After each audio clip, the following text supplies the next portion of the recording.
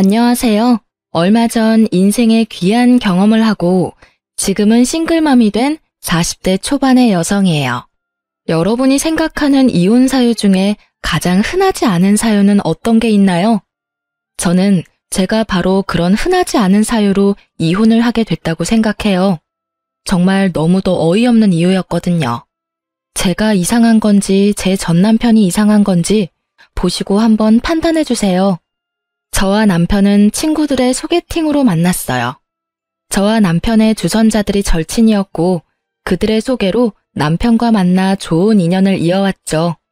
남편은 참 착하고 성격은 그리 나쁘지 않았어요.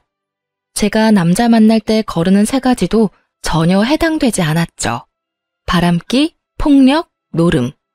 이 세 가지는 제가 세상에서 제일 싫어하는 것들이었어요. 남편은 술을 마셔도 순둥순둥하고 여자라고는 그림자도 없던 사람이었어요. 게다가 저와 연애를 시작하고부터는 여사친과의 연락도 끊을 정도였으니까요. 그렇게 제대로 된 남자와 왜 이혼을 했는지 궁금하시죠? 이렇게 사람 좋은 남편이 가진 딱 하나의 단점. 그것은 바로 팔랑귀라는 점이었어요. 팔랑귀가 뭔지 아시나요? 남의 말에 쉽게 흔들리는 사람을 말해요. 솔직히 여태까지 그것 때문에 마음 고생한 적이 한두 번이 아니었죠. 그 팔랑귀의 가장 무서운 점은 직장마저 시도 때도 없이 바꾼다는 거예요. 결혼이라는 건 안정을 위해 하는 거잖아요. 그리고 애를 낳는 것도 안정적인 환경이 뒷받침되어야만 가능한 일이라고 저는 생각하거든요. 그런데 남편은 그게 없더라고요. 누군가가 혹하는 소리만 하면 흔들리기 일쑤고 아니지. 흔들리기만 한다면 다행이었죠. 그걸로 몇 번이나 자신이 세웠던 계획을 휙휙 뒤집곤 했죠. 특히 아이를 가지고 육아휴직 중에 이직한다고 퇴사했을 때는 정말 남편 머리통이 쥐어뜯고 싶을 정도였거든요. 그럴 때마다 난리가 난 저희 집을 안정시켜주는 건 언제나 시댁의 몫이었어요. 정말 시모와 시부의 도움이 없었다면 10여 년의 결혼 생활도 견디지 못했을 거예요. 그렇지만 다르게 말하면 이 남자와 결혼을 안 했다면 그런 도움 없이도 잘 살지 않았을까요? 시부모의 도움이 있으면 좋을 것 같지만 마냥 그런 것만도 아니에요. 남편 단속 제대로 못하는 무능한 아내가 된 것 같고 맞벌이라 남편에게 더 신경 쓰지 못하는 와이프처럼 느껴졌죠. 물론 제 생각이고 저만의 느낌이지만요. 제가 그렇게 느낀다고 말하면 남편은 우리 부모님인데 네가 왜 그런 걸 느끼냐고 묻더라고요. 10년 가까이 시부모에게 경제적으로 의지하게 되면 돈 한 푼 쓰는 것도 눈치가 보인다는 걸 남편만 모르고 속 편하게 살더라고요. 이런 점이 저를 질리게 만들었어요. 그렇게 10년을 넘게 아슬아슬한 줄타기 같은 결혼 생활을 어찌저찌 유지해오고 있었죠. 저는 남편과 생활비를 반씩 부담하고 있었어요. 맞벌이니까 같이 돈을 내고 생활하는 게 맞다고 생각했고 저도 푼돈이나 벌려고 일하는 게 아니었으니까요. 제대로 된 월급 받으며 일하니 제 몫은 당연하다 싶었는데 어느 날은 남편이 생활비를 안 주더라고요. 자신이 내야 할 몫이 있는데도 말이죠. 여보, 생활비가 안 들어왔는데 좀 늦어? 아, 벌써 날짜가 그렇게 됐나? 미안한데 이번 달은 못 줄 것 같은데. 무슨 일인데 이번 달은 못 줘? 이번 달 월급 받은 건 어디에 썼는데? 빌린 거 좀 갚고 쓸 데 있어서 썼지. 많이 모자란 것 같으면 엄마한테 말해서 돈 좀 받아올까? 남편의 엄마 소리에 저는 깜짝 놀라 고개를 저었어요. 아니, 됐어. 맞벌이 하면서 그 정도 돈도 없다고 뭐라 하실까봐 겁나. 일단 이번 달은 내가 생활비 할 테니까 다음 달부터는 잊지 말고 챙겨줘. 그날은 그렇게 대수롭지 않게 지나갔어요. 그렇지만 정작 다음 달이 되자 남편은 또 생활비를 주지 않더라고요. 이상하다 싶은 생각에 남편을 추궁했어요. 남편은 조금만 기다리라고 하더라고요. 그리고 며칠 뒤 남편이 저를 어딘가로 데리고 가더군요. 몹시 들떠 있었어요. 서프라이즈라도 하려나 싶었는데 어느 한적한 골목에 도착한 남편이 제게 내리라고 하더군요. 여기는 왜 왔어? 뭘 보여주려고 여기까지 오자고 한 거야? 한번 쓱 둘러봤지만 별로 특별할 게 없는 오가는 사람조차 많지 않은 골목이었거든요. 그때 남편이 어느 카페 앞으로 데려가더라고요. 짜잔, 여기가 바로 내 새로운 직장이야. 나 카페 창업했어. 남편의 그 말에 저는 너무 놀라 말을 잃었어요. 갑자기? 나한테 한마디 상의도 없이? 왜? 잘 다니던 직장 때려치고 왜? 이런 말들이 머릿속을 맴돌았지만 나오는 말은 그게 아니었어요. 미쳤어? 당신이 무슨 창업이야? 이거 인테리어까지 싹 다 새로 했네. 말해봐. 이거 얼마 들었어? 지금 당신 수중에 있는 돈으로는 할 수 있는 일이 아니잖아. 돈 그렇게 많이 안 썼어. 한 1억 5천쯤 썼나? 퇴직금은 얼마 안 돼서 크게 도움은 안 되더라. 그래서 아파트 앞으로 담보대출 받았어. 요새 카페 잘 된다니까 돈 펑펑 벌어서 갚으면 되지. 상권이고 타겟팅이고 아무것도 모르는 이 양반이 무슨 장사를 한다고 하는 건지. 게다가 아파트 담보대출? 어디서 따져야 할지도 모른 채 저는 남편에게 소리쳤어요. 카페 장사가 잘 된다고 누가 그래? 요새 카페 장사도 웬만큼 노하우 없는 거 아니면 망한다고. 이번에는 누가 당신 꼬셨어? 말해봐. 꼬셨다니. 그냥 그 내 대학 동기 있잖아. 걔가 저번에 귀뜸해주더라고. 자기 와이프 카페 창업했는데 장사가 잘 돼서 대박이라고. 창업하는 거 엄청 쉽고 돈도 지원 많이 된다고 해서 했지. 어때? 유행할 만한 거 다 집어넣었는데 괜찮지? 저는 고리띵하고 현기증이 나서 아무 말도 못했어요. 그냥 옆에 있는 담벼락을 잡고 겨우 서 있을 수밖에 없었죠. 팔랑귀 남편이 또 팔랑팔랑 남들 이야기에 혹해서 이런 대형 사건을 저질러버린 거였어요. 저거에 우리 아파트 이름으로 대출을 받았다 이거야? 당신 어머니한테 의논은 하고 대출한 거 맞아? 엄마한테 왜 물어봐? 그 아파트가 내 앞으로 된 건데 결혼한다고 엄마가 나 주셨잖아. 맞는 말이긴 했어요. 하지만 적어도 무상으로 시모에게 받은 아파트라면 좀 더 소중히 대해도 되지 않았을까요? 남편은 섬세함이라고는 1도 없는 표정으로 말하더군요. 그럼 이 상황을 어머님도 모르시고? 당신한테 오늘 처음 알려주는 거야. 서프라이즈! 저는 머리통이 꽃받친 남편을 보며 한숨만 내쉬었어요. 딱 봐도 망할 것 같은 카페를 보면서 말이죠. 이렇게 즐거워하는 남편에게 저는 말했어요. 이 카페가 혹시라도 잘 되면 당신이 장사에 소질이 있는 거겠지. 근데 이 카페가 망하면 다음부터는 2번 다시 장사에 손대지 마. 나랑 지금 약속해. 이 상황을 어떤 식으로든 수습해야 하는 저로서는 당장 이걸 뒤집어 엎으라, 되돌려 놓으라 할 수 없었어요. 1억 5천이나 들어간 사업인데 지금 당장 어떻게 되돌릴 수 있겠어요? 저는 마지막으로 남편에게 통보한 거예요. 장사에 관련한 일은 이번으로 끝낼 거라는 걸. 남편은 고개를 끄덕였고 며칠을 행복회로 열심히 돌리고 있더라고요. 그런데 역시나 제 예상대로 상황이 흘러가더라고요. 팔랑귀인 남편이 제대로 장사를 할 수 있을 리가 없거든요. 결국은 남들 따라 이것 찔끔 저것 찔끔 해보다가 특색 없고 상권 좋지 않은 상황에 빚만 남긴 채 폐업 처리됐어요. 빚이 많은 이유는 몇 번 쓰지도 않은 물건을 트렌드에 맞춘다나 뭐다나 하는 이유로 사모아놓고는 결국 써보지도 못한 채 폐업이 돼서 그래요. 이 빚은 고스란히 저와 남편에게는 압박이 되어 돌아왔어요. 남편도 폐업 후에 어떻게든 넣었던 돈만큼 뽑아보려 했지만 아시잖아요. 중고되면 가격은 똥값 되는 거. 결국은 아파트 담보대출 금액을 갚을 수 없는 지경이 되자 남편은 또 시댁에 쪼르르 달려가더라고요. 죄송스럽고 민망한 마음에 시댁 가기 힘들었던 저까지 매달고 가서는 부탁하더군요.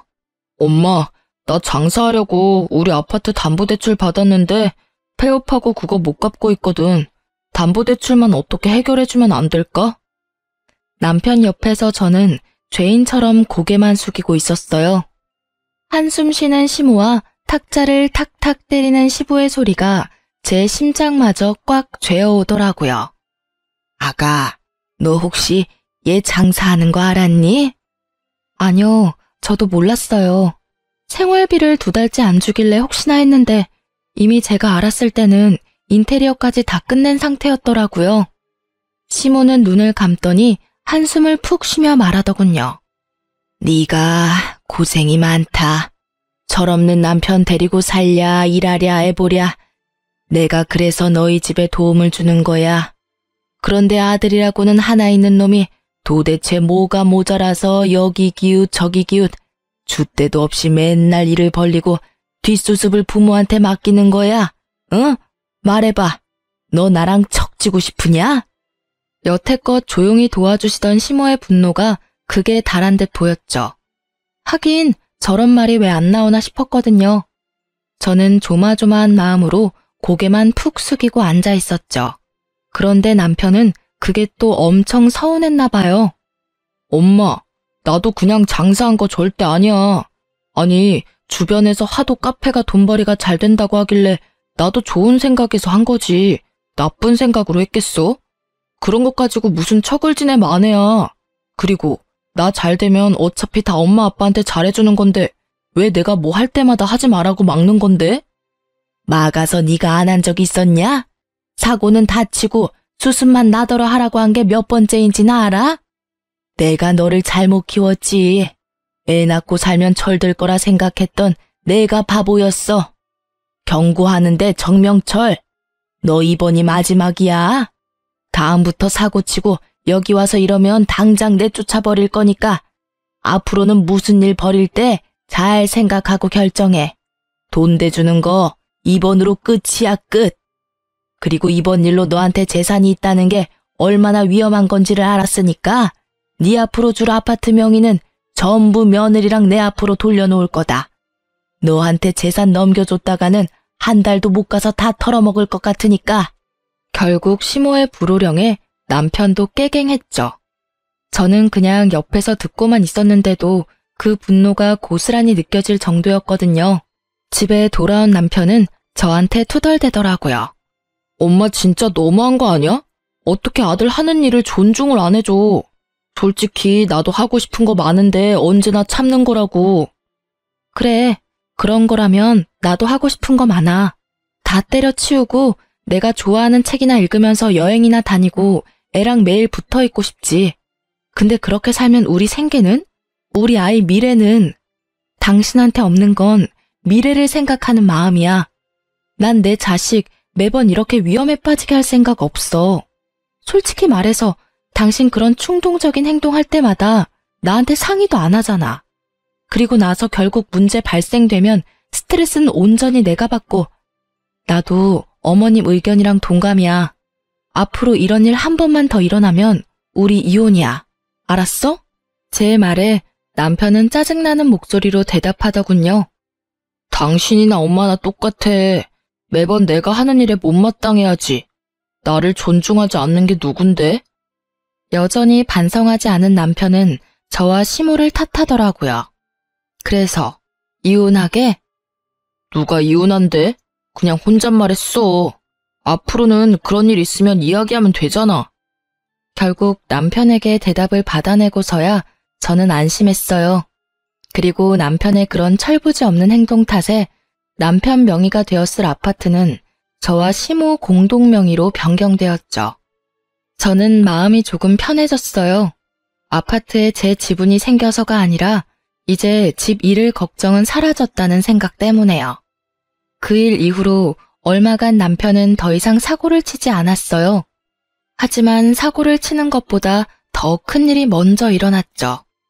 남편이 폐업을 한 그 이듬해 제 생일을 불과 일주일 앞두고 일이 벌어졌죠. 남편이 한 2달 전부터 유독 이상한 증상을 보였어요. 안절부절 못하고 폰을 손에서 떼지를 못하고 발을 달달 떠는 모양새를 보니 뭔가 불안해하는 것 같더라고요. 그런데 그 일이 벌어진 날 아침에는 뭔가 산뜻해 보이더라고요. 그간의 불안이나 두려움은 다 날아간 것처럼 느껴졌죠. 그냥 남편의 감정 기복이었나 보다 하고 편하게 생각하던 제게 남편이 저녁에 잠시 아이를 친정에 맡겨두고 밥이나 먹고 오자고 하더라고요. 이상한 마음이 들었어요. 제 생일은 일주일이나 남았는데 어째서 지금일까 싶었죠. 그렇지만 고민한들 답이 생기는 것도 아니라 일단은 남편과 함께 식사를 하러 갔죠. 식사는 제가 좋아하는 대게였어요. 즐거운 마음으로 식사를 하고 있는데 남편이 조용히 한마디 하더라고요. 여보, 나랑 이혼해줘. 잘 먹던 탱글탱글하던 대게가 목에 걸리는 걸 느끼며 저는 캑캑거리며 기침을 해야 했어요. 그리고는 겨우 진정하고는 남편 얼굴을 봤어요. 평온한 표정, 일말의 미안함도 없는 그 표정에 저는 웃음이 나왔어요. 이건 무슨 장난이 아닐까 하고요. 이혼? 갑자기 이혼 이야기가 왜 나와? 당신 여자 생겼어? 아님 나 몰래 또 사고 쳤어? 그것도 아님 내가 저번에 당신한테 이혼하자고 해서 삐졌어? 제가 농담처럼 묻자 남편이 고개를 젓더라고요. 아니야, 그런 거. 나 취직 준비 중인 거 알지? 당시 남편은 몇 개월 동안 취직을 준비 중이었어요. 취직이 안 된 이유는 뻔했어요. 눈만 높아진 데다가 남들이 좋다고 하는 곳만 골라서 넣으니 넣는 족족 떨어지는 거였죠. 조금만 눈을 낮춰도 들어갈 곳은 충분히 많았는데 말이죠. 그래도 남편에게 아무 말 하지 않았어요. 남편 자존심 건드리기는 싫었거든요. 알지, 취직 준비 중인 거. 근데 그게 왜? 그거랑 이혼이랑 무슨 상관인데? 나랑 이혼하면 취직이 잘 되기라도 해? 응. 나 취직이 너무 안 돼서 점집 가서 점 봤거든. 그런데 당신이 문제래. 당신 때문에 내가 취직을 못한대. 나 당신한테 이런 말 하는 거 정말 미안하게 생각해. 하지만 이대로 취업 안 되는 것도 문제잖아. 그러니까 당신이 이혼해주면 안 될까? 당신이 내 인생에서 가장 큰 걸림돌이라는데. 이 이야기를 듣는 내내 어안이 벙벙했어요. 저는 무교고 남편네는 독실한 기독교 신자거든요. 교회를 나가는 부모님을 두고 무당에게 가서 말을 들었더라고요. 아니, 이해와 답을 구하고 싶으면 교회를 가시던가요. 왜 갑자기 뜬금없는 무당이 튀어나오나 싶었는데 역시나 이번에도 남편 팔랑귀가 한탕했더라고요. 친구가 장사가 안 돼서 점 봤는데 아주 잘 보더라잖아. 그래서 나도 SNS 보고 점집 찾아서 점 봤지. 그런데 거기서 내가 일이 안 풀리는 게 다 마누라 탓이라고 구태야 한다고 하잖아. 그래서 구술했는데 당신 그늘이 너무 강해서 구태도 효과가 없으니 이혼을 하라고 하더라고. 저는 경악했어요. 저도 모르는 사이에 남편이 굿까지 했다니 말이죠. 게다가 굿이라는 거 10,000원, 100,000원에 할 수 있는 거 아니지 않나요? 당신 굿은 무슨 돈으로 한 거야? 굿? 그거 빌렸지. 차 담보로. 500만 원 정도 하는데 그 정도 금액으로 내 미래를 사는 거면 아깝지 않다고 생각해. 미쳤다는 말이 무색해질 정도로 제대로 돌아버린 남편을 보며 저는 화가 치밀어 올랐어요. 여태껏 싫은 소리 한 번 안 하고 참아줬더니 맨날 사고만 치는 개자식 주제에 이제 와서 나에게 지 인생의 걸림돌이라고 할 자격이 있기나 해요? 당신 진짜 미쳤어. 당신이 왜 굿을 해? 그리고 차 담보대출? 저번에 어머니 말씀 못 들었어? 저번이 마지막이라고 분명히 경고하셨잖아. 근데 왜 또 못 참고 사고를 쳐? 이혼? 이혼하는 거 상관없는데 당신이 나 싫어하고 내가 당신 싫어지면 그때 이혼하는 거지. 생판 모르는 무당이 이혼하랬다고 진짜 이혼하자는 미친놈이 세상에 어딨어? 당신은 내 미래를 위해서 그 정도도 못해줘? 나도 무당 말을 다 믿는 건 아니야. 그치만 할 수 있는 건 다 해봐야지. 내가 왜 이렇게 재수가 없는지 그게 당신 탓이라는데 당신은 나한테 죄책감도 안 느껴져? 이런 말을 듣고 있는데 아주 답답해 돌아가시겠더라고요. 이건 뭐 사이비 종교에 빠진 배우자와 이야기하는 것과 다름없더라고요. 저는 일단 여기서는 물러서기로 했어요. 이 이상 이야기에서 좋을 것 하나도 없다고 생각했거든요. 나한테 이런 소리 하는 당신이나 죄책감 느껴야지. 내 선에서 해결 못하는 일이니까 일단 나는 못 들은 걸로 할게. 그런 이유라면 나는 이혼 안 해. 이혼할 이유도 없고. 결국 저 혼자 집으로 돌아오는데 진짜 머리에서 스팀 나는 기분이었어요. 저놈은 도대체 무슨 생각으로 저딴 말을 짓거리나 싶었죠. 일단 잠시 머리를 식히면 남편도 제자리로 돌아올 거라는 생각으로 저는 당분간 남편을 피해 다녔어요. 그런데 남편은 포기하지 않았더라고요. 이틀 뒤 친정어머니에게서 전화가 왔거든요. 얘, 너 정서방이랑 무슨 일이 있니? 무슨 일이길래 정서방이 우리 집에 와서 너랑 이혼하겠으니 너를 설득시켜달라고 하는 거야. 비명 지르듯 말하는 친정엄마의 목소리에 저는 눈을 꾹 감았어요. 지끈거리는 머리를 부여잡고 엄마에게 말했죠. 아무 일 없어. 갑자기 와서 이혼해달라고 난리야 지금. 뭐? 이유가 없는데 왜 이혼을 해달라니? 그것도 처갓집에 와서 할 말은 아니잖니. 진짜로 아무 일 없는 거 맞아? 엄마의 물음에 말문이 막혔어요. 일이야 있었죠. 남편이 벌인 그런 일들이 있기야 했지만 그걸 말하자니 남편 험담처럼 느껴지고 말하지 않으려니 제가 답답하더라고요. 결국은 그 일을 말해줬어요. 정서방 요새 취직이 안 되고 있었거든. 저번에 장사하고 난리치다가 폐업한 뒤로 그것 때문에 어디 점집에서 점을 보고 왔다는데 거기서 굿까지 했대. 500이나 주고. 그 점 보는 무당이 와이프가 문제라고 이혼해야 운이 트인다나 뭐라 했다나 봐. 뭐? 정서방 집이 기독교 아니었어? 근데 왜 점을 보러 가?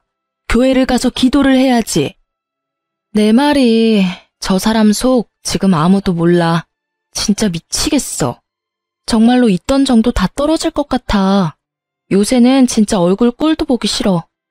그래서 나도 내버려두고 피하고 있었는데 엄마한테까지 가서 그런 말 했다 이거지? 이 남자가 선을 넘네?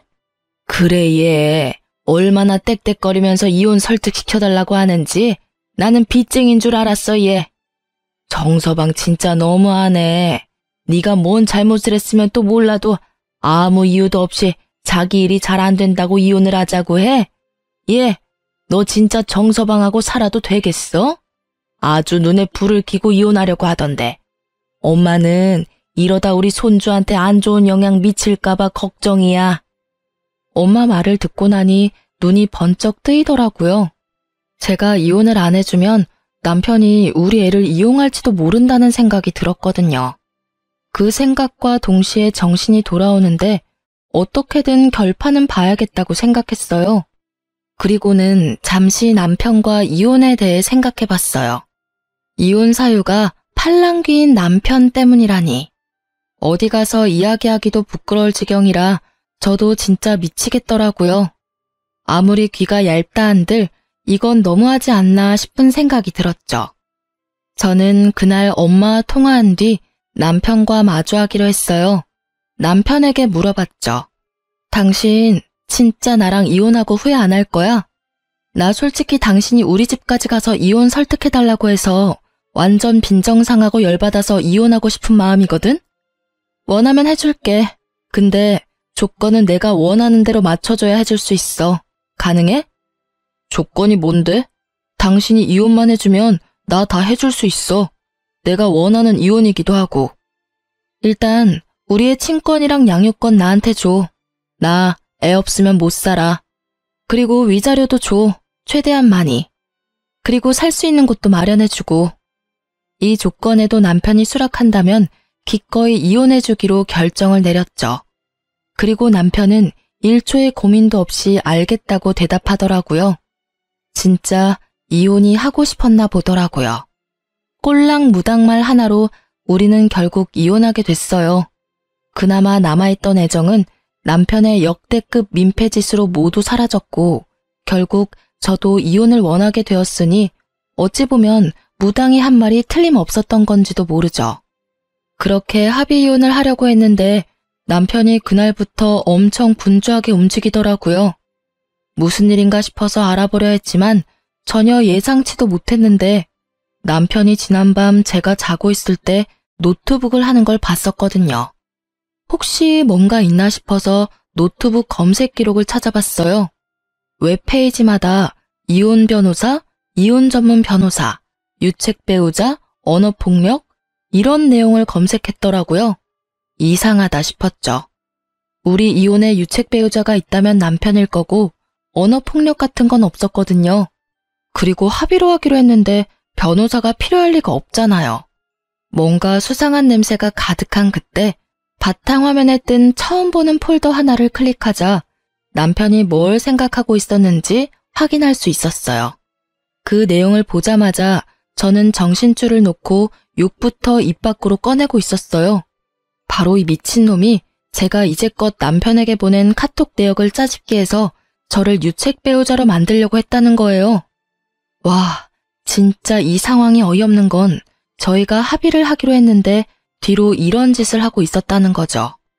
저도 앉아서 뒤통수만 맞기는 싫으니 저도 이혼 전문 변호사를 만나고 왔어요.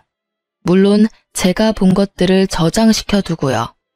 저는 일부러 변호사 명함을 식탁 위에 올려뒀어요. 그리고 그날 저녁 집에 돌아온 남편이 역시나 식탁 위에 명함을 보고는 놀란 건지 저를 부르더라고요. 여보, 이게 뭐야? 우리 합의 이혼하기로 한 거 아니었어? 그거 필요한지 안 한지는 당신 대답에 달려있는데 노트북에 있던 그거 뭐야? 내 카톡 내역 짜집게 한 거. 그거 뭐 때문에 그렇게 정성스레 만들고 있었어? 제 물음에 전곡이 찔린 듯 남편 얼굴이 새하얗게 질리더라고요. 왜 그렇게 놀라? 노트북 내가 안 쓰니까 안 볼 줄 알았어? 왜 남의 노트북을 훔쳐봐? 이거 사생활 침해야? 웃기시네. 그 노트북 내 거잖아. 일할 때 필요해서 산 거. 내 노트북에 있는 거 내가 보는데 무슨 사생활 침해? 그래서 이게 뭔데? 당신 도대체 뭐 하려고 했던 거야? 제 추궁에 남편이 말을 제대로 하지 못하더라고요. 그러더니 우물쭈물 그냥 만들어 본 거라며 진짜 별거 아니라고 하더라고요. 웃기지도 않아요. 그 내용들은 모두 제가 남편이 헛짓거리할 때마다 과격하게 했던 말들 뿐이었어요. 누가 봐도 제가 이 사람한테 심하게 대한 것처럼 보인다는 게 문제였죠. 앞뒤 내용 다 빼고 보니 제가 천하의 몹쓸 년이 되어 있었고요. 설마 나를 유책 배우자로 만들려고 했어? 너 나랑 합의 이혼하기로 한 거 아니었어? 이 이혼에 책임이 있는 사람은 너 하나야, 내가 아니라. 이런 식이면 진짜 이혼 소송 걸어서 당신 진짜 싹 다 벗겨먹을 거야. 당신이야말로 유책 배우자니까. 여보, 잠깐만. 진짜 순간적으로 그런 생각하기는 했어. 근데 실행에 옮기진 않았잖아. 진정하라고. 소송은 절대 안 돼. 왜? 이혼하자며. 어떤 식으로 이혼하든 이혼만 해주면 되는 거 아니야? 근데 진짜 하나만 묻자. 도대체 무슨 이유로 뒤로 몰래 이딴 짓이나 한 거야? 그게, 아이씨, 사실은 돈이 없어, 합의해주려고 해도. 너 잘하는 거 있잖아. 어머님한테 도와달라고 하고 나중에 갚으면 되지. 그거 벌써 받아왔어. 미리 이야기해서 이혼하게 됐다고 위자료 줘야 한다고. 뭐? 그럼 그 돈은 다 어쨌는데? 코인에 다 넣었어, 코인에. 지금 주변 사람들이 완전 강력 추천해준 종목 있거든. 거기다가 영혼까지 끌어다 넣었지. 뭐? 코인? 저는 머리를 부여잡았어요. 이 남자가 정신을 제대로 놓은 것처럼 보였어요. 설마 이 상황에 코인에 올인할 줄이야. 아니, 그러면 이상하잖아. 그렇게 잘 되는 항목이면 수익이 났을 건데 왜 돈이 없어?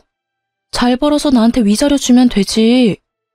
지금 살짝 정책이라서 확 오르지가 않네.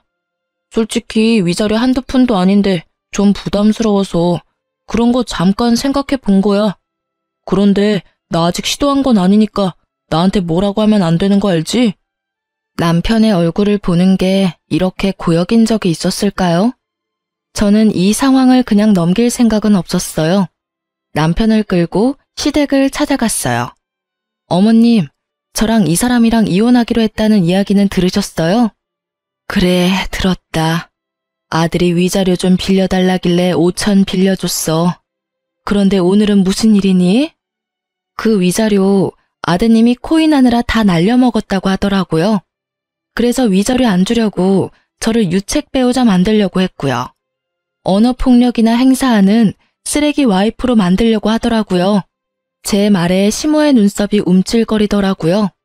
평소에도 포커페이스인 시모의 얼굴이 일그러진 걸 보니 시모가 이 상황을 제대로 모르고 있는 것처럼 보이더라고요. 나는 네가 드디어 우리 아들 헛짓거리 못 참고 도망가는 줄 알았는데 그게 아닌가 보구나. 제가 도망이요? 저는 이혼 안 해주려고 했어요. 그런데 저희가 저한테 뭘 하는 줄 아세요? 취직이 안 돼서 점집 가서 점을 봤다고. 근데 와이프 때문에 자기가 길을 못 편다는 이야기를 듣고 저한테 자기 미래를 위해서 이혼하자고 한 거라고요. 제가 싫다고 했더니 친정에 찾아가서 어머니한테 이혼할 수 있게 저를 설득시켜달라고 했어요. 점집 이야기에 독실한 기독교 신자인 시모의 얼굴이 완전 귀신처럼 바뀌더라고요. 하긴 모태신앙인 아들이 점집을 갔다니 분노할 법도 하죠. 너 며느리 말이 사실이냐? 네가 점집을 가서 뭘 봐? 아이고 이 정신 나간 아들아. 어떻게 하루가 멀다 하고 사고를 치더니 이번에는 그런 이유로 이혼을 해. 게다가 처가집에 가서 네가 그런 요구를 했다고? 너 진짜 귀신이 들었나 보다. 내가 인간이 아니라 귀신을 낳았나 봐. 여태까지는 내가 다 책임지고 해결해 주려 했는데 안 되겠다. 너 이제부터 내 아들 아니야. 남편은 그럼에도 별 미동이 없더라고요. 이 상황의 심각성을 본인만 모르고 있더라고요. 눈치도 없는 놈 알려줄 필요도 없으니 그냥 지켜보기만 했어요.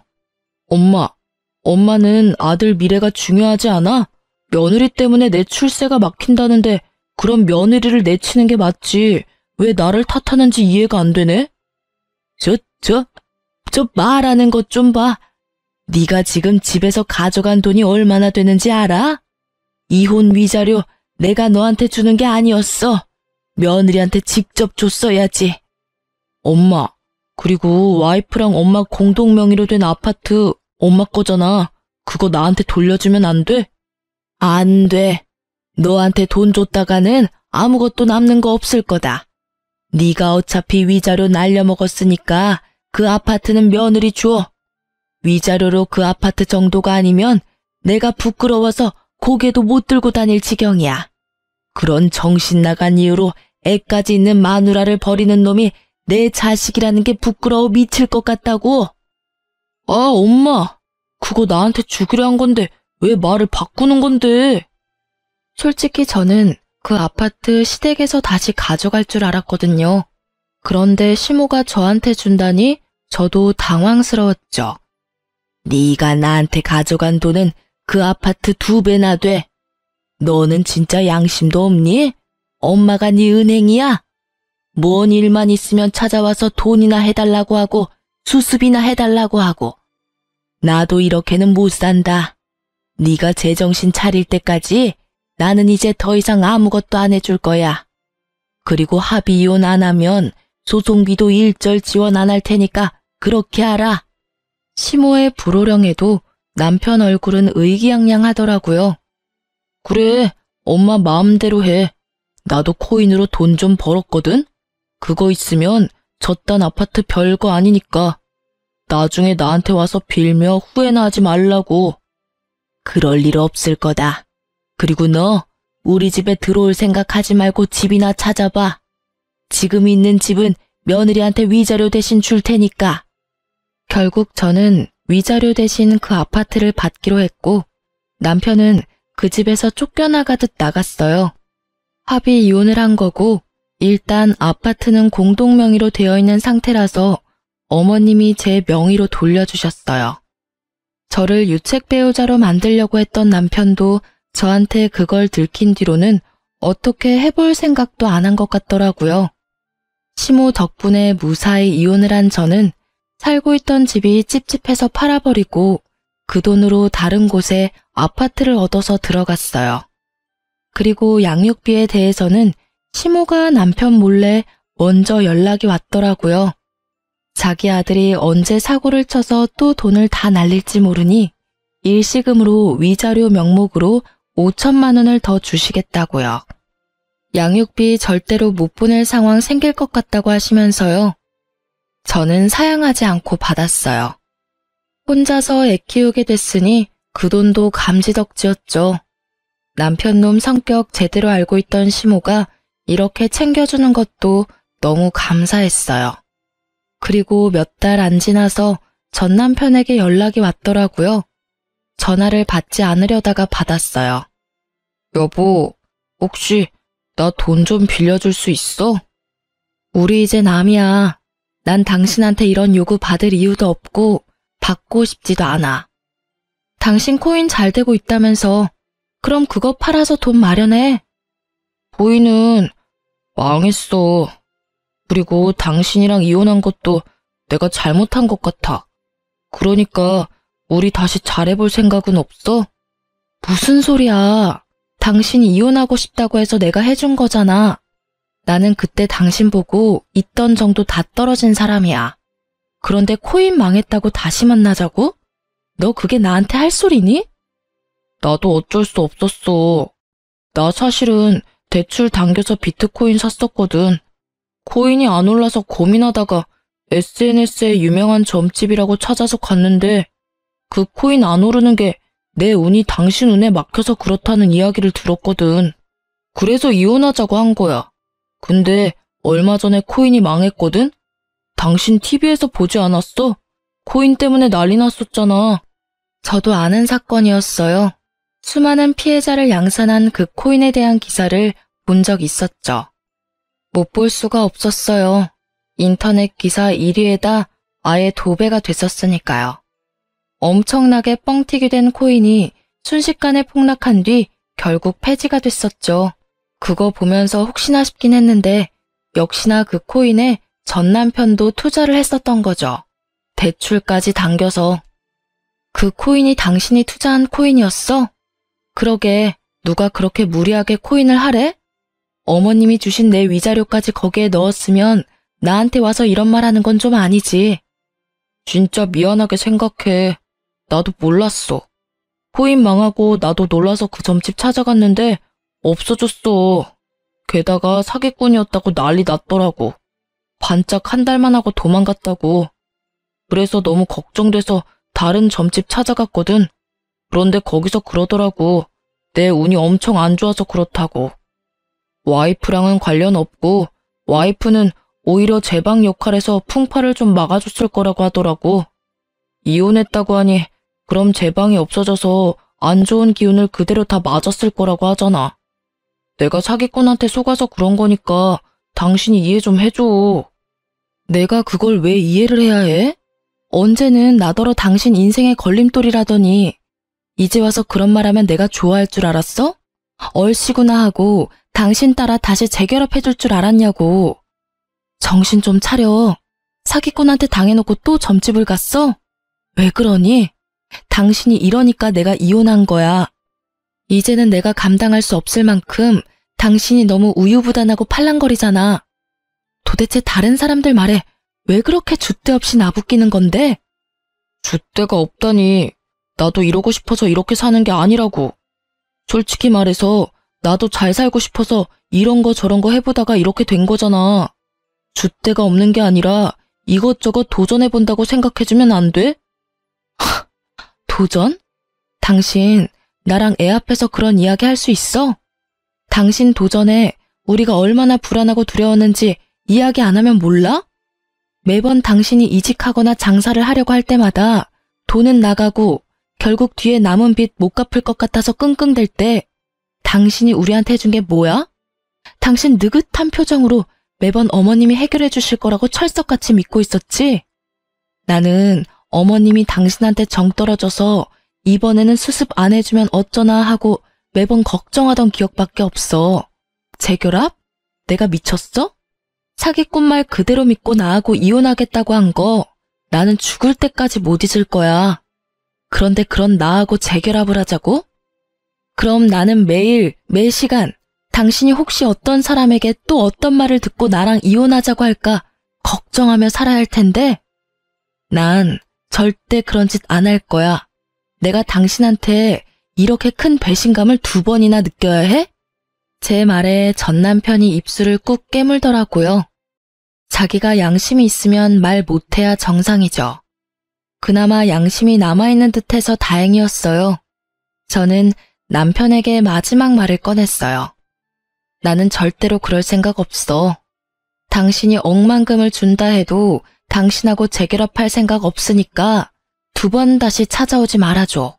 매몰차 보이겠지만 이렇게라도 안 하면 끝까지 쫓아와 말도 안 되는 요구할까봐 최대한 단호하게 끊어보냈어요.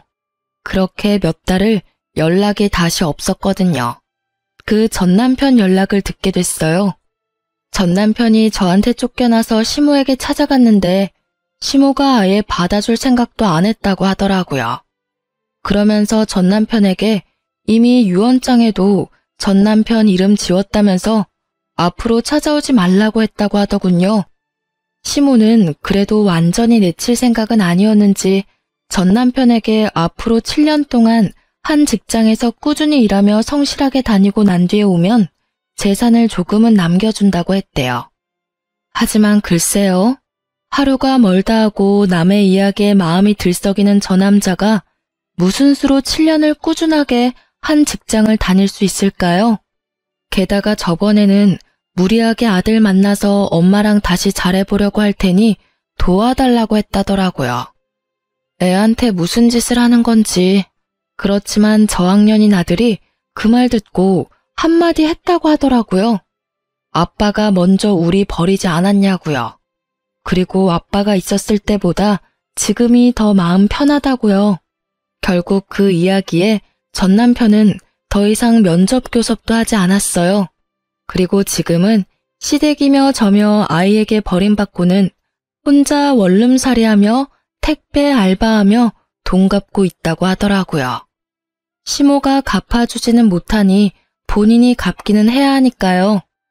정신을 차린 건지 안 차린 건지는 모르겠지만 7년은 지나봐야 알게 되겠죠.